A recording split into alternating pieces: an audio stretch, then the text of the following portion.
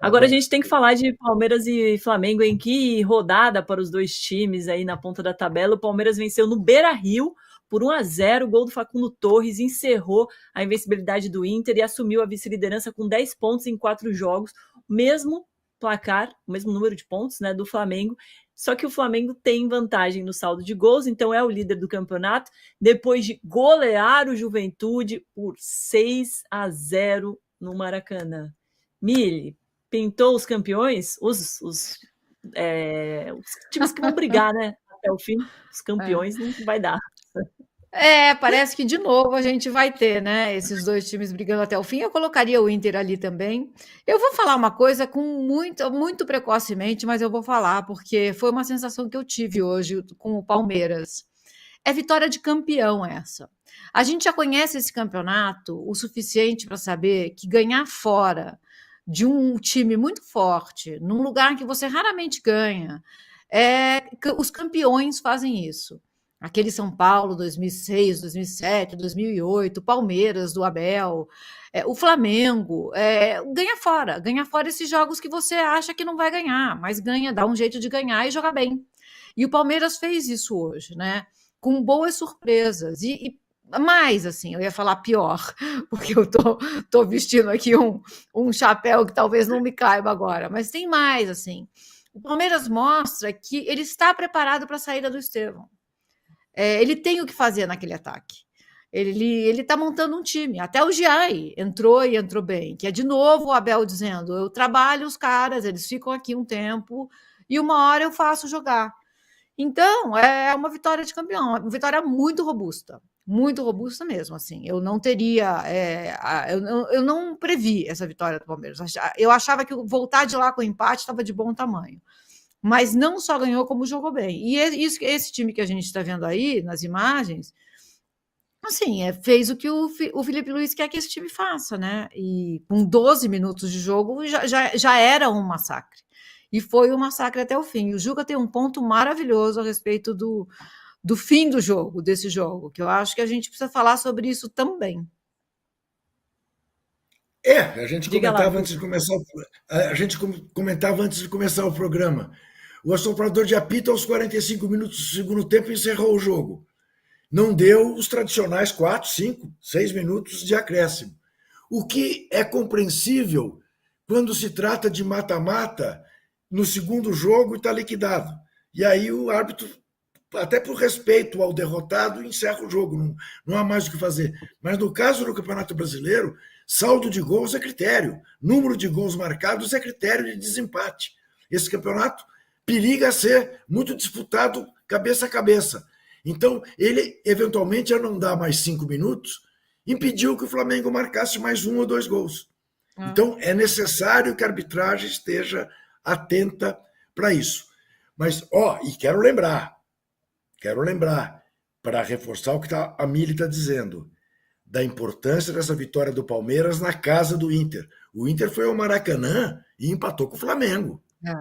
Então, se a gente está pensando no trio, neste triangular, o Palmeiras foi na casa do Inter e ganhou 3 pontos. O Inter foi na casa do Flamengo, voltou com 1 ponto. Impediu que o Flamengo ganhasse 2. O Palmeiras está na frente. E mais uma vez a gente fala do Abel, né? Porque quando parece que não vai dar nada, Bira, quando tem tensão nos bastidores, torcida reclamando, ele muito estressado nas coletivas, sobrando para todo mundo, e aí o time faz um jogo desse, que é jogo de campeão.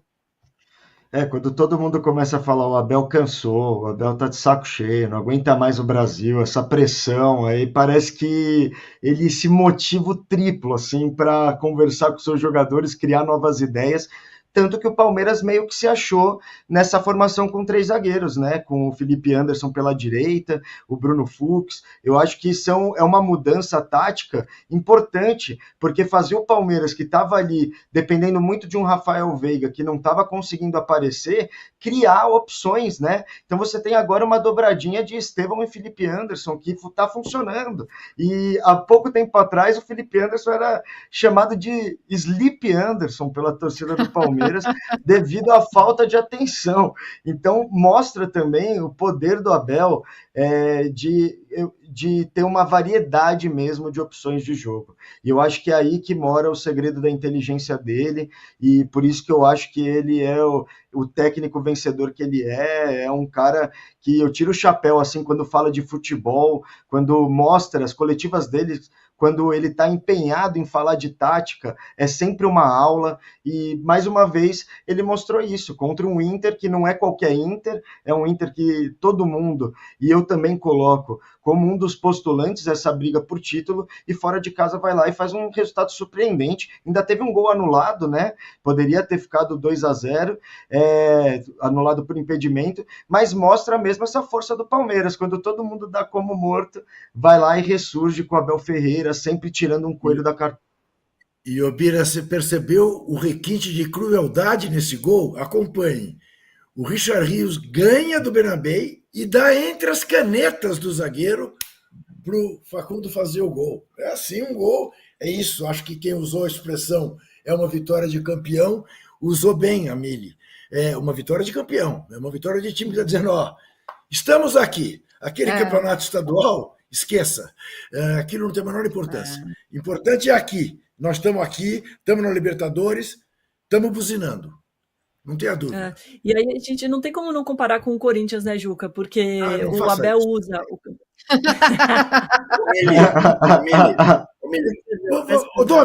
Domi, deixa eu te falar uma coisa. Vamos olhar para esse jogo Corinthians e Fluminense com a vitória do Fluminense da Mili e não com a derrota do Corinthians, do Juca ou da Mili. Saudemos o vitorioso. Não, mas é porque a inteligência do Abel nesse sentido, né, de preservar os jogadores, de fazer um campeonato estadual pensando no Campeonato Brasileiro, completamente ao contrário do que fez o Ramon Dias no Corinthians, e agora o Corinthians está sofrendo e o Palmeiras começa a dar sinal de que vai até o final brigando bem. O Palmeiras tem um planejamento, né? O Palmeiras tem um planejamento.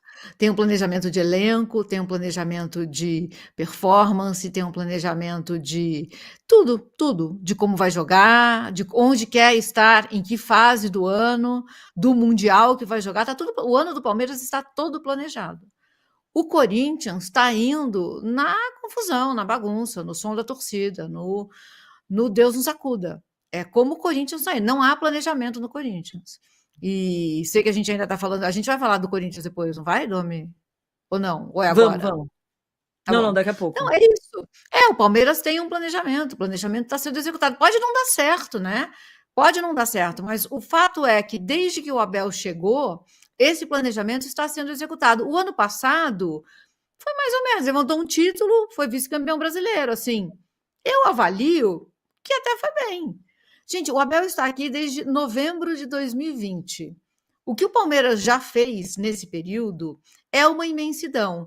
E aí o time não tem nenhum espaço para ir se reformando, porque a torcida começa a vaiar, a xingar, a ir pichar muro. Não há mais esse espaço para você. Se o Abel Ferreira não tem esse apoio, quem terá? Quem terá? Olhar e falar, não, a gente confia em você, cara, a gente sabe que não está muito bom, mas teve um planejamento, vocês voltam. Não houve isso. Então, eu acho que a gente não lida mais com fracasso, com a derrota, com o erro, com o tropeço, não estão mais trabalhando com isso. É xingamento. O Flamengo não tinha perdido um jogo no ano, gente. Perdeu na Libertadores, tá certo, uma hecatombe e tal, mas não tinha perdido um jogo no ano. E a torcida vaiou. E são os dois times que talvez vão chegar lá, disputar campeonato, e Libertadores, inclusive, né?